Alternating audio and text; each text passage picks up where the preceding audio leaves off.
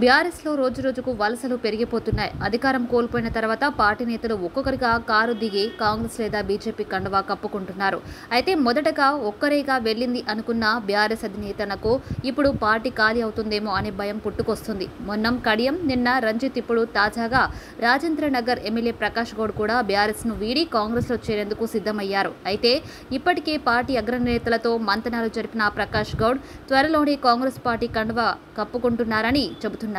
అయితే ఇక ప్రకాష్ గౌడ్ రాకకు కాంగ్రెస్ పార్టీ నాయకత్వం కూడా ఓకే చెప్పినట్లు తెలుస్తుంది. బీఆర్ఎస్ అసెంబ్లీ ఎన్నికల్లో ఓటమి పాలైన నాటి నుంచి వరుసబెట్టి ఎమ్మెల్యేలు, నేతలు పార్టీని విడిచి వెళ్తున్నారు. కడియం శ్రీహరి, దానం నాగేందర్, తెల్లం వెంకట్రావుతో పాటు ముఖ్య నేతలు ఇప్పటికే కాంగ్రెస్ కండువాను కప్పుకున్నారు. అయితే తాజాగా ప్రకాష్ గౌడ్ కూడా అధికారికంగా కాంగ్రెస్ లోకి చేరడం ఖాయమైపోయినట్లేనని తెలుస్తుంది.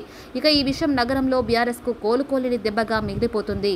మునుపు గుర్తింపునిచ్చిన బీఆర్ఎస్ పార్టీ కష్టాల్లో ఉన్నప్పుడు రంజిత్ రెడ్డి పార్టీని విడిచి వెళ్లడం మంచి పద్ధతి కాదని, పోయేటోడు పోతాడు, మేము పార్టీలోనే ఉంటామని తేల్చి చెప్పిన ఎమ్మెల్యే ప్రకాష్ గౌడ్ ఇప్పుడు పార్టీకి నేతకి టోపీ పెట్టారని తెలుస్తుంది. తాను వదిలి వెళ్లే ప్రసక్తి లేదని చెప్పిన ప్రకాష్ గౌడ్ ఇప్పుడు తన అనుచరులతో కలిసి నేడో రేపో కాంగ్రెస్ కండువా కప్పుకోబోతుండడం ఇది కారు అధినేతకు కష్టకాలమే చెప్పొచ్చు.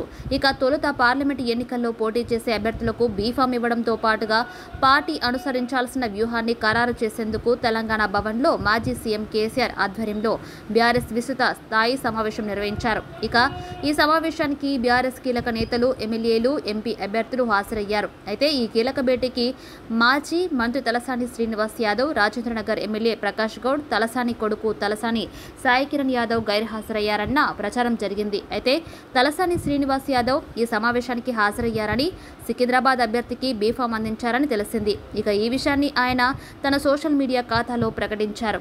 అసెంబ్లీ ఎన్నికల ఓటమి తర్వాత తలసాని పార్టీ కార్యక్రమాలకు అంటి ముట్టనట్టుగా ఉంటున్నారని జోరుగా ప్రచారం జరిగింది. అంతేకాకుండా ఇటీవల తెలంగాణ భవన్లో జరిగిన ప్రతి సమీక్షలో ఆయన మధ్యలోనే వెళ్లిపోయారు.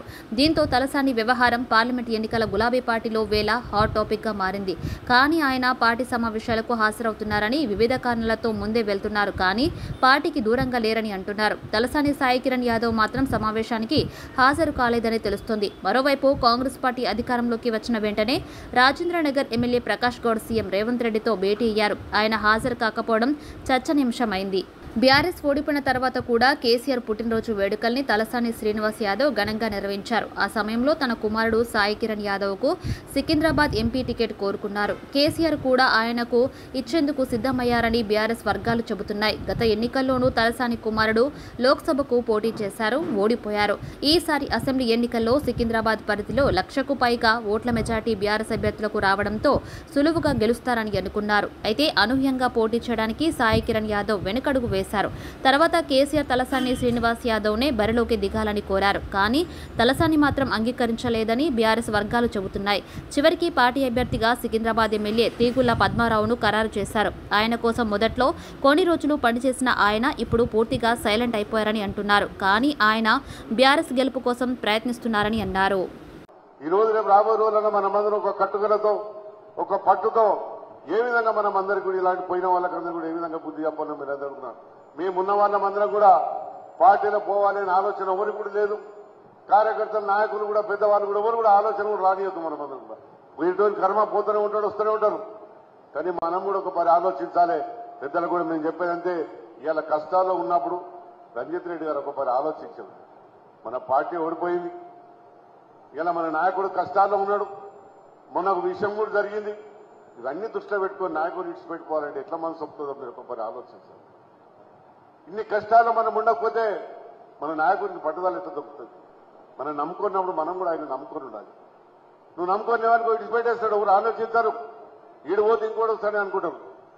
అందుకని మనం అందరూ దయచేసి మీరందరూ కూడా రాబోయే రోజుల జ్ఞానేశ్వర అన్న గారిని మీరు ఒక మంచి మెజార్టీతో గెలిపించి మనకున్న 7 కాన్స్టిట్యూన్స్ 4 ఎమ్మెల్యే మేమే ఉన్నాం. ఇక్కడ మహేశ్వరం ఉన్నది, శేలింగంపల్లి ఉంది, రాజేంద్ర నగర్ ఉన్నది, చేవేలో ఉన్నది.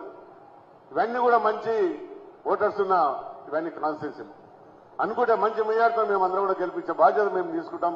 దయచేసి